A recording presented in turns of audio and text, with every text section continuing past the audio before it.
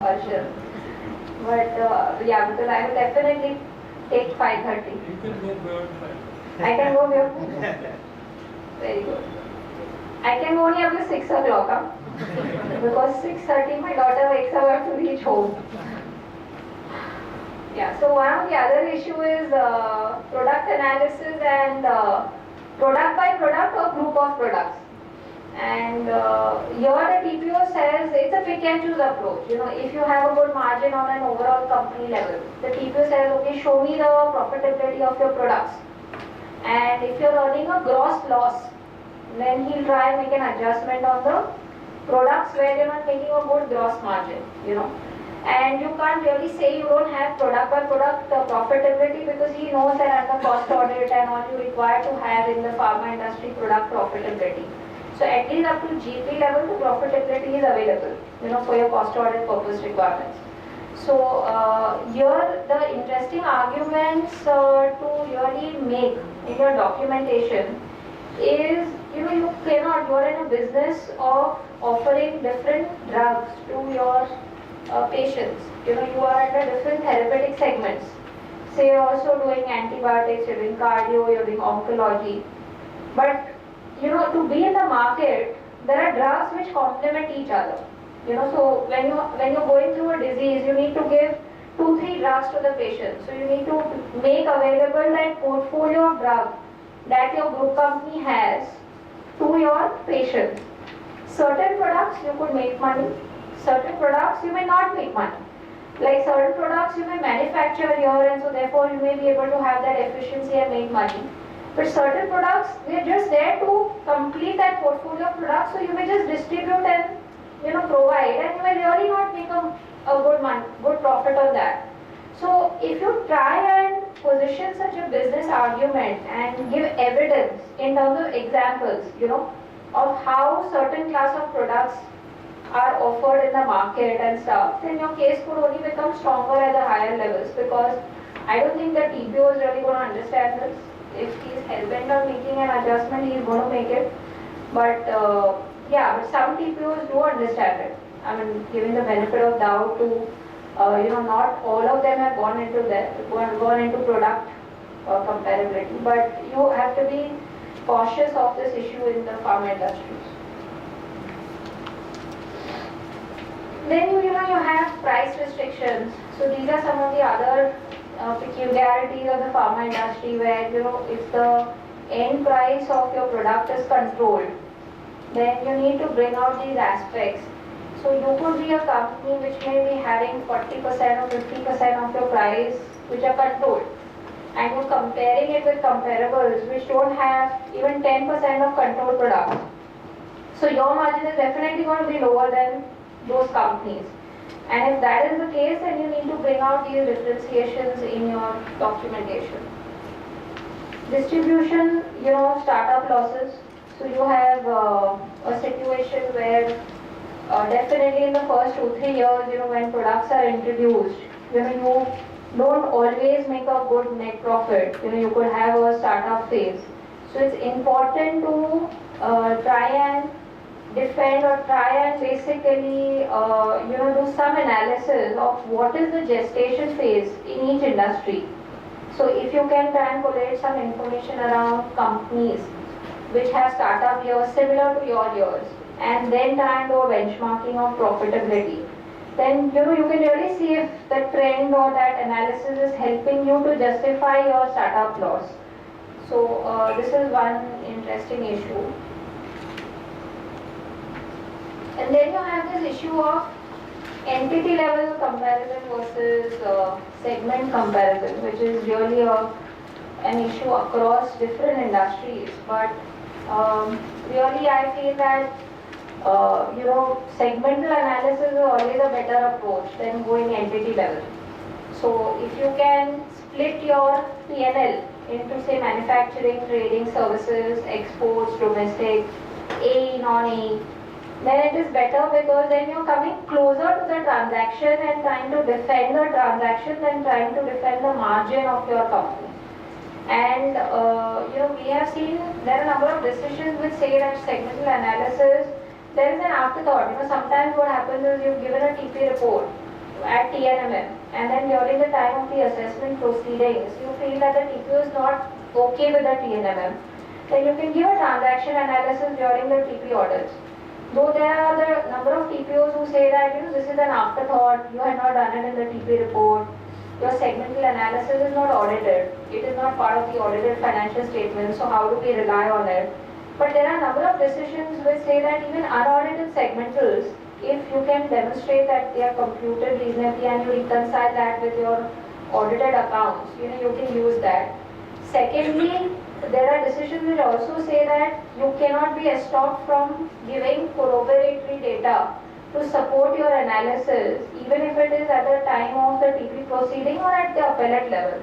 So I think a lot of these decisions are available, and segmental analysis in my view is better if you get it certified by an accountant, auditor.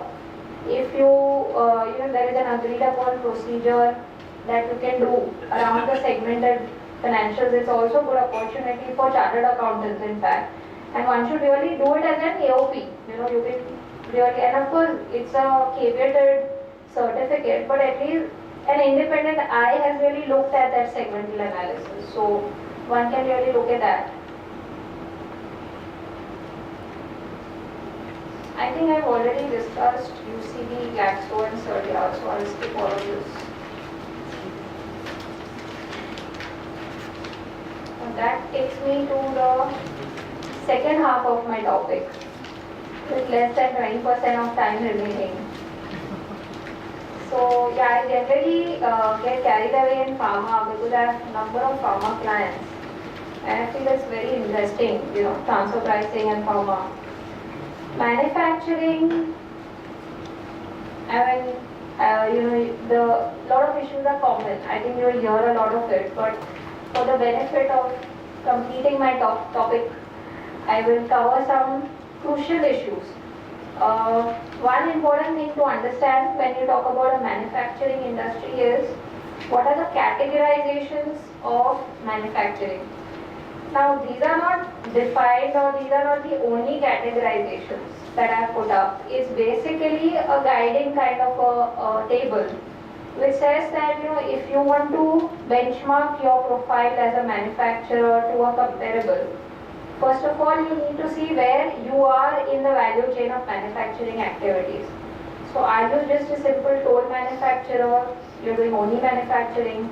Are you a contract manufacturer, which means that you're manufacturing but also buying your raw materials? Are you a licensed manufacturer, which means you're manufacturing, taking stock of inventory, and you're also selling in the open market? Or are you an entrepreneurial manufacturer where you're also investing in research and technology and have intangibles in place? So first you need to do that FAR analysis with your own self, your clients. I mean, I'm sure how to do a FAR analysis and all, I'm not getting into that. Now the general compensation models for a manufacturer are contract and toll manufacturing is generally on a cost plus basis, or it is on a return for value added service plus an appropriate return on the capital invested in terms of materials and finished goods. Routine manufacturer, you would get a risk-free assured return in line with the industry norm. And then there could be various variants of cost plus a routine plus a marketing intangible return.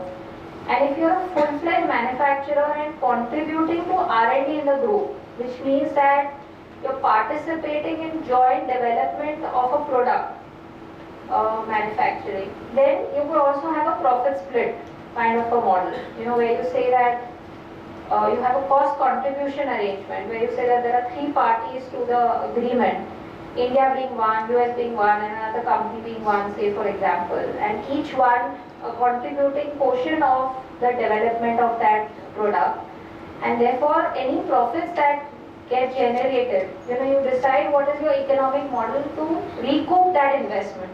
So you could either recoup it geographical rights, where India would get Asia rights and US would get Americas and the Europe entity would get say Europe rights, or you could split the profits on the basis of your function. So if the Indian company has given a lot of manufacturing related inputs, then you're looking at the manufacturing cost. If the US company has given a lot of R&D related inputs or marketing related inputs, then you capture the marketing cost. So depending on the contribution of the parties, you could split the profits.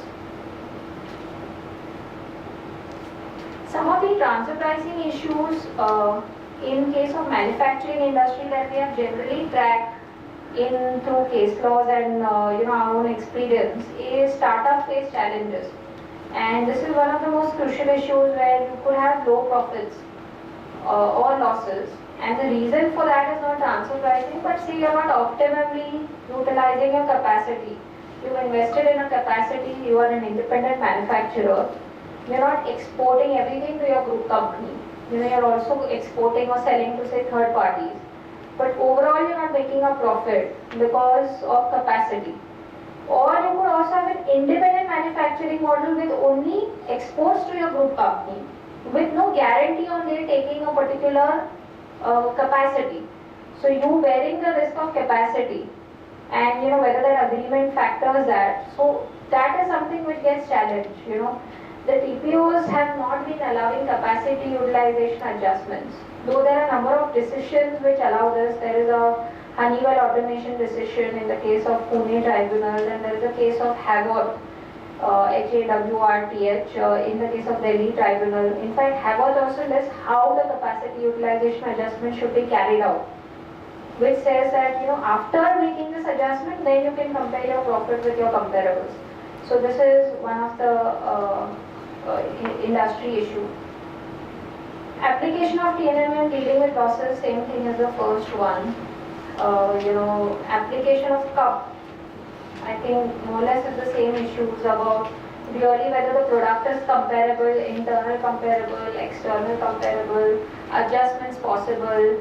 There are volume differences, geography differences, whether you can account for all this in the CUP. So that is aggregation of transaction.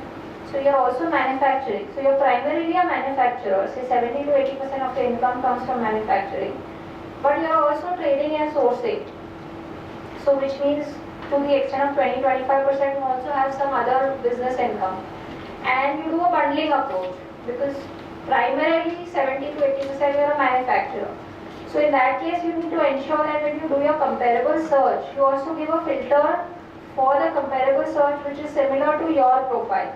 So if you have manufacturing sales of 75%, then maybe you can say that in comparables also you want to select companies which have manufacturing sales from say 60 to 80 or 90%. So that broadly, they meet your functional profile. Payment towards technical know-how, that's again the royalty issue, IPR valuation. The other interesting issue in manufacturing is TP and customs. How do you harmonize the two? This is also an interesting issue in the case of pharma, of course, because on one hand, you do some bit of documentation and justification at the customs, and the objectives, as you know, are really different. So customs will try and look at increasing your import price, and transfer pricing authorities will try and look at reducing import price so that you show a higher profit. So how do you marry the two? And this, interestingly, I think, the root cause, and I'll just go back a little and give my own, when I reflect back and see why most of the transfer pricing issues come up, is because when you set the transfer price, you follow a policy of setting the transfer price. But when you are defending the transfer price, you are trying to test the transfer price on a year-end basis. And that is the basic conflict. So if you do your documentation in a way that you are testing the policy that you have set and not the outcome of the policy, then you're really trying to, in sum and substance, explain the intent of being arm's length, because you cannot always achieve an outcome. There could be various factors, and that is what I believe even in case of TP and customs. The first point of contact is customs. So when you're doing customs, you're setting your transfer price. So at that time itself, you create certain policies, and if you take that and try and defend that itself in PP, then you yourselves are also trying to harmonize it. And there is a lot of, mind you, there is a lot of sharing of data that is happening now between the income tax and the customs, because there are quarterly meetings that takes place between the CBDT and CBEC, which is your excise guys. And there is a formal process in which they've been sharing data. If you see the case of Serdia Pharmaceuticals, one of the most important points that went negative against them were some papers that they had given to customs authority. So on one hand, Serdia was trying to defend its policies by saying that I'm a unique, superior quality product, and therefore my higher import price is justified. On the other hand, to the customs, they had given data which said that I dropped my import price because I was facing a lot of competition from generic, which means that my market share was dropping, I was facing a lot of competition, and it was this point that the members got on and said that if that was the case, if you have the situation of not being able to sustain your price, then that shows that your product is not superior. So, this conflicting kind of things could be a very dangerous thing in transfer pricing, and one must really take care of that. Business restructuring is another topic by itself, which thankfully I avoided this time. So I was actually allotted business restructuring, which I've been allotted for the last 2 years. So I requested Chambers, please give me another topic, and they were kind enough to give me another topic. Yeah, but it's an interesting topic, but yeah, it's very theoretical. I mean, it's not practical because yeah.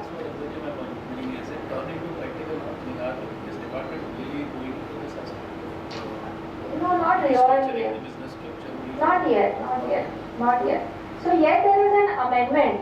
See, there is an amendment in the law which talks about that, business restructuring transactions in Finance Act 2012. That whether or not it has an impact on your profit, income, losses or assets, it's an international transaction. So that is yet not picked up. But yes, the implications could be that, maybe you can say yes, because share valuation can, be... In the manufacturing scenario? In the manufacturing scenario, I have not yet come across where, say, you are converting yourself from a full-fledged manufacturer to a contract manufacturer. So you're giving up some rights and you're not charged for it. So these things yet, they're not. I think it's all coming up. It's in the pipeline maybe. Then maybe I'll take up that topic. So, challenges for contract manufacturers. Again, contract manufacturers is a very interesting issue because you don't get comparables for contract manufacturers. When you actually go to do benchmarking, you don't get contract manufacturing comparables in that industry per se. So you'll end up comparing yourself with full-fledged comparables. And then you have to make an adjustment for the differences in the full-fledged manufacturer and the contract manufacturer. There is a safe harbor in case of auto contract manufacturing, 8% margin. I guess 8% maybe for the auto industry seems to be very high is the general feedback because it's a very competitive industry. Not really very hands-on on the auto industry, but yeah, I do know that it's a more competitive industry, say than another contract like pharma or something, where your margins could be slightly higher in manufacturing, maybe even up to 10 to 12 or 15%. So that is another thing. Then comparability adjustments. As I said, most of the adjustments today that you see, that the TPO is restricting itself is to the differences in working capital. So the differences in risk, differences in capacity, all this is not being factored by the TPO. The courts are taking notice of all these issues, and you are getting some issues industry, some court, like you had this decision in the case of HelloSoft, which gave an ad hoc adjustment of risk adjustment of 1%. So I think the courts are being pushed to really think that, yeah, there is a difference in risk profile and therefore one must give it. like Philips was one case which really computed the risk adjustment, the difference. But then that's a state matter, so one is really not relying on it. But I'm hopeful that there is Sony which says you can have a risk adjustment of 10 to 20%. But then that's like as good as saying that you can have a 0% margin. So not very good decisions around risk. Royalty, as we discussed. Import versus local is again another interesting issue. There was a decision in the case of Chiron bearings where they said that that was again a pharma, and they said that manufacturing, where they said that what you're exporting, they had an internal segment. So they had this export segment of vaccines, and they also were manufacturing and selling vaccines in India. And the tribunal said that you can't use internal TNMF because you can't compare exports with domestic. And that is also coming up in the service industry where when they're doing the benchmarking, one of the filters that they're giving in the benchmarking is to say that the export turnover to the total turnover should be more than 75% if you are an export oriented unit. So again, you need to factor in this that if you are exporting, you need to try and find comparables which are in the export market. And if you are domestic, then domestic, because the margins could be very different.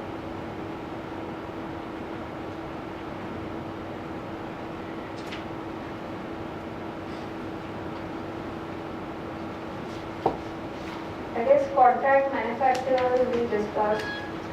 Management payouts is another interesting issue for manufacturing because you have the management fees, the guarantee fees, royalty and technical fees. And these are again, the economic substance and the benefit of these management charge outs are being questioned.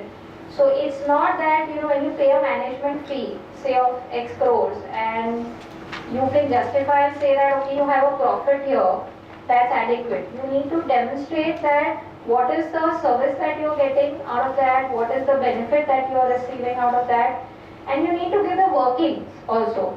So a lot of times what happens is that group companies just send you a charge out, but they don't give the working, that what is the direct cost, how is it allocated, what is the indirect cost, how is it allocated between the various group companies. If this working is not given, then it becomes a hindrance to for the TPO to verify that whether the charge that's coming to you is appropriate. So either you get the working, or then you also have the practice where you get the auditor in the global jurisdiction to certify and give a certificate saying that so and so management charge is audited and it's justifiable to the India operation and this is the process followed. So this is an audit certificate that you can get. So that isn't strictly benchmarking. I think it's more of a cost benefit analysis. That's right. But the benchmarking will be more of the markup on that. But the cost you need to justify. So for that cost, either you have to give the working details or you have to get an auditor to certify it. But how certificate is being justified comparables or in TNM? No, so then that is a separate transaction. So what happens is that you don't merge it with TNMM. Once you know that, okay, this is the cost which is justifiable to India, which means that say there is a common marketing activity that the group is doing, and it is allocating to 3 group companies, and they are allocating this on the basis of sales. So what the auditor will say that this was the total marketing expense incurred by my parent company, and these were the 3 companies to which these marketing activities were rendered, and the expense was allocated on the revenue basis. So that cost base is then certified. Then what you need to benchmark is that marketing activity, what if an independent agent would have rendered to you, would have charged some market for marketing. So then you will compare that with other marketing companies and say that, okay, for marketing he's saying US, somebody would have earned a 5% margin. So on that cost you apply a 5% margin. So the benchmarking is more on that service. But the issue that, generally they don't have an issue on the markup paid, because markups paid to the overseas entities are very low. I mean, they are in the range of 2 to 7%, generally 5%. The issue is on the cost base. That how do you justify that cost is for India?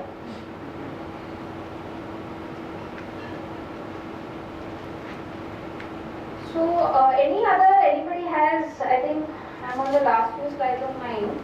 I may complete on time. But any Madam, you didn't cover the IPR valuation. So light on that. yeah, absolutely. Okay. So IPR valuation is relating to your intangibles. I'm not an IPR valuer expert, so I skipped that point to be honest. But the issue is that when you have these intangible transactions, you need to ensure that you get a valuation report for your IPR valuation. I don't think that it's been questioned as of now, but like the DCF valuation is questioned, it can so happen in near time that it can be questioned in terms of what is the methods used and stuff. But in general, for transfer pricing purposes, at least till now, that what I have come across is more on royalty transactions, trying to give cup-related data.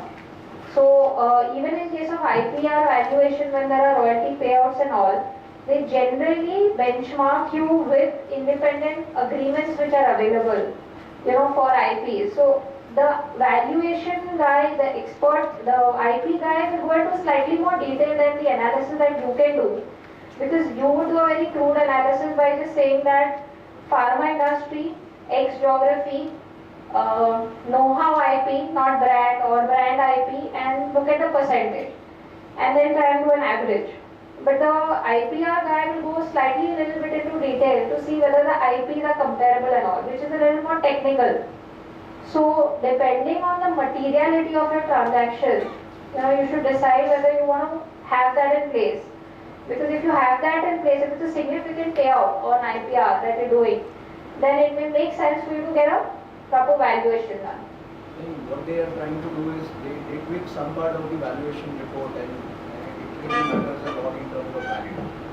But I haven't come across, in my experience at least, they tweaking the IPR valuation report. If you have an experience, it will be interesting to share. Yeah, valuation report in general for shares they tweak, because the DCF method is something which is more easier to understand. So they've been able to crack that, and I don't yet see them. In fact, interestingly, this is a very interesting issue internationally. If you see most of the transfer pricing practices internationally, the valuation and transfer pricing practices are aligned together. Because there the transfer pricing authorities really challenge the valuation than getting into what markup comparable should get. So I think it will come up. I mean, now we started. I tell you one very recent thing that I have been working on is on valuation of, you cannot say valuation, but maybe it's related to valuation of benchmarking of corporate guarantees.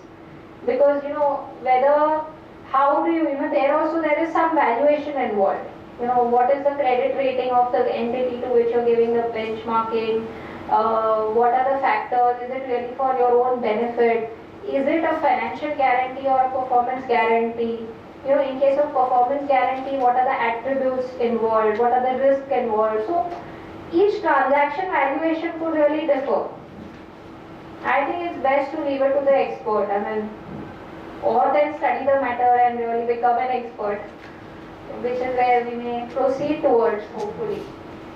And another thing, madam, in terms of pharma industry, the product valuations are pretty high. Yeah. So what really happens is now with the domestic transfer pricing you have products where you really do a sale between two entities which are there in India. Yeah.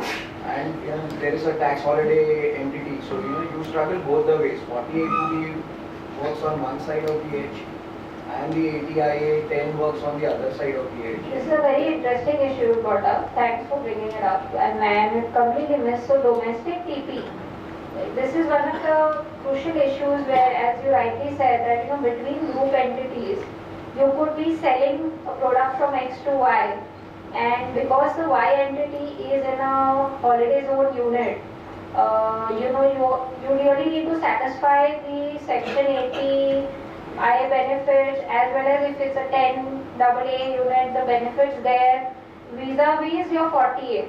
So I guess there companies selling out into a tax holiday unit and that unit making a payment, they have to factor that payment that is made is not excessive. because in that case